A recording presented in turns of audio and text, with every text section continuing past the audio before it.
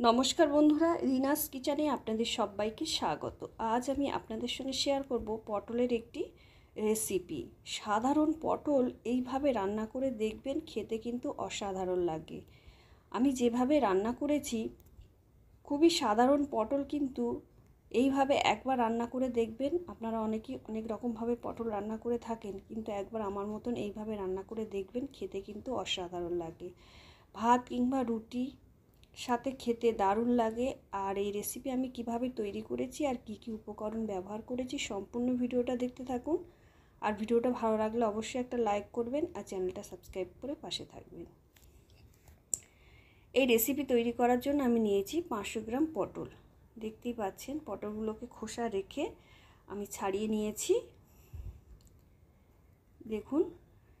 আর এই পটলের আমি দুটো মুখ এইভাবে কেটে নেবো একটা ছুরি দিয়ে। একই দিকে কিন্তু কাটবো না, একই দিকে কাটলে তারে পটলটা মধ্যিখান থেকে ভাগ হয়ে যাবে, ছেড়ে যাওয়ার সম্ভাবনা থাকবে। যেদিকে কাটবো তার উল্টো দিকেও আমি একটু ছুরি দিয়ে কেটে নেবো। দেখতেই পাচ্ছেন কিভাবে কেটেছি, দুটো মুখ কিন্তু আলাদা দিকে আমি কেটেছি। এইভাবে সমস্ত পটলগুলোকে কেটে নিতে হবে।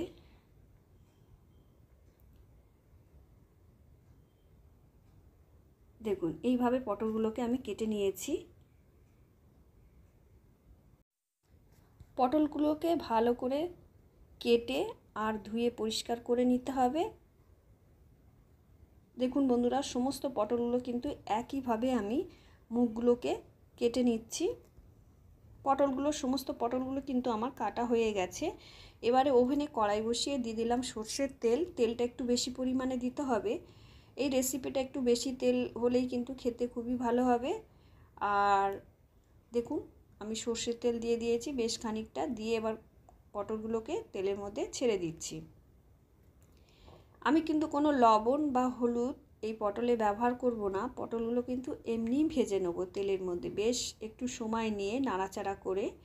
প্রথমে কিছুক্ষণ হাই ফ্লেমে ভাজবো, তারপরে কিছুক্ষণ লো ফ্লেমে। এইভাবে হাই টু লো ফ্লেমে আমি পটলগুলোকে ভালো করে নাড়াচাড়া করে লাল লাল করে ভেজে নেব। পটলগুলো খুব ভালো করে ভেজে নিতে হবে, তাতে রেসিপিটা খেতে কিন্তু দারুণ হবে। এমন করে ভাজতে হবে যাতে তেলের মধ্যেই পটলগুলো একদম সিদ্ধ হয়ে যায়। দেখুন, পটলগুলো আমার ভাজা হয়ে এসছে, কত সুন্দর লাল লাল হয়ে গেছে। আর লবণ আর হলুদ দিলে, বিশেষ করে হলুদ দিলে পটলগুলো কিন্তু পুড়ে যাওয়ার সম্ভাবনা থাকবে, তাই আমি হলুদ দিইনি, শুধুই ভেজে নিলাম পটলগুলো আমার ভাজা হয়ে গেছে। এবারে কড়াই থেকে তুলে নিলাম, তেল ছেঁকে ছেঁকে আবারও অল্প পরিমাণে আমি সর্ষের তেল দিয়ে দিলাম এর মধ্যে। দিয়ে একটা পেস্ট আমি রেডি করে নিয়েছিলাম। একটা পেঁয়াজ মিডিয়াম সাইজের, 1 ইঞ্চি সাইজের আদা আর 6 থেকে 8 কোয়ার মতন রসুন আমি পেস্ট করে নিয়েছি একসঙ্গে। আমি কিন্তু এতে টমেটো ব্যবহার করিনি, আপনারা চাইলে টমেটোর পেস্টও ব্যবহার করতে পারেন। আর যদি মনে করেন কাঁচা লঙ্কা খাবেন, তাহলে এই পেঁয়াজের পেস্টের মধ্যে যেমন স্বাদ অনুসারে কাঁচা লঙ্কা দিয়ে পেস্টও করে নিতে পারেন। আমি কিন্তু কাঁচা লঙ্কার ব্যবহার করলাম না। এবারে মিক্সিং জারটা ধুয়ে আমি অল্প পরিমাণে জল দিয়ে আবারও ভালো করে কষিয়ে নিচ্ছি। দেখুন, এইভাবে বেশ ভালো করে কষিয়ে নিতে হবে। এবারে কিছু গুঁড়ো মশলা যোগ করে দিলাম। 1/2 চামচ হলুদ গুঁড়ো, 1/2 চামচ ঝাল লঙ্কার গুঁড়ো, 1 চামচ কাশ্মীরি লঙ্কার গুঁড়ো, 1/2 চামচ জিরে গুঁড়ো, 1/2 চামচ ধনে গুঁড়ো।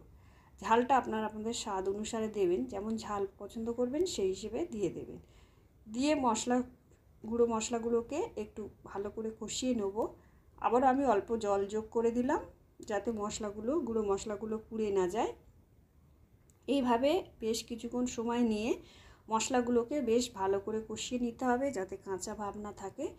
আর দিয়ে দিলাম স্বাদ অনুসারে লবণ, দিয়ে আবারও আমি ভালো করে কষিয়ে নেব। মশলাগুলোকে এমনভাবে কষাতে হবে যাতে কাঁচা ভাব না থাকে, খুব সুন্দর করে কষিয়ে নিতে হবে। আর মশলা যত কষাবেন, রেসিপির টেস্ট কিন্তু ততই বাড়বে। দেখতেই পাচ্ছেন কিভাবে আমি ভালো করে কষিয়ে নিচ্ছি। এইভাবে দেখুন বন্ধুরা, এবার আমি খানিকটা চিনি এর মধ্যে যোগ করে দিলাম, 1/2 চামচ মতন চিনিটা অবশ্যই দেবেন। চিনিটা দিলে রেসিপিটা কিন্তু খেতে দারুণ হবে। আর যারা চিনি খেতে পছন্দ করে না, তারা দেবেন না।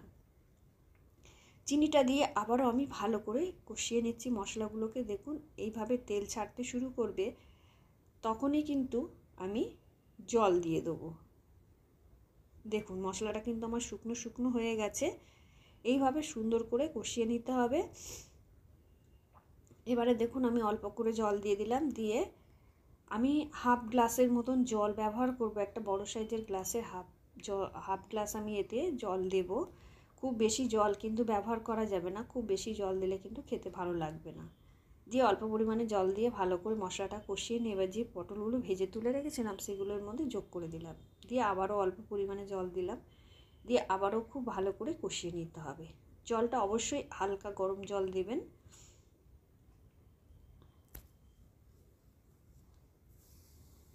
দেখুন এইভাবে পটলগুলোকে খুব সুন্দর করে কষিয়ে নিতে হবে। কষানোর সময় যে জলটা আমি দিয়েছিলাম সেই জলটা কিন্তু একদম শুকনো করে নিতে হবে কষিয়ে। দিয়ে আবার আমি জল যোগ করে দিচ্ছি প্রয়োজন মতন। আপনারা যেমন গ্রেভি খেতে পছন্দ করবেন সেই হিসেবে জলটা দিয়ে দেবেন। একবার এইভাবে আমার মতন বানিয়ে দেখবেন বন্ধুরা, পটলের এই রেসিপি খেতে কিন্তু দারুণ হয়। এই একটা রেসিপি দিয়েই কিন্তু ভাত খাওয়া হয়ে যাবে, অসাধারণ লাগে খেতে। এবারে ঢাকা দিয়ে আমি 5 মিনিট রান্না করে নেব। 5 মিনিট পরে ফিরে আসছি। দেখুন 5 মিনিটে পটলের কিন্তু যে জলটা আমি ব্যবহার করেছিলাম অনেকটাই কিন্তু টেনে নিয়েছে। আর এই রকম শুকনো শুকনো খেতে ভালো লাগে। আর আপনারা যদি একটু এর থেকে ঝোল বেশি খেতে চান তাহলে অল্প পরিমাণে একটু ঝোল দিয়ে দিতে পারেন। আর গরম মশলা অল্প পরিমাণে দিয়ে নাড়াচাড়া করে নিলাম। রেসিপিটা আমার রেডি হয়ে গেছে। ভালো লাগলে অবশ্যই একটা লাইক করবেন।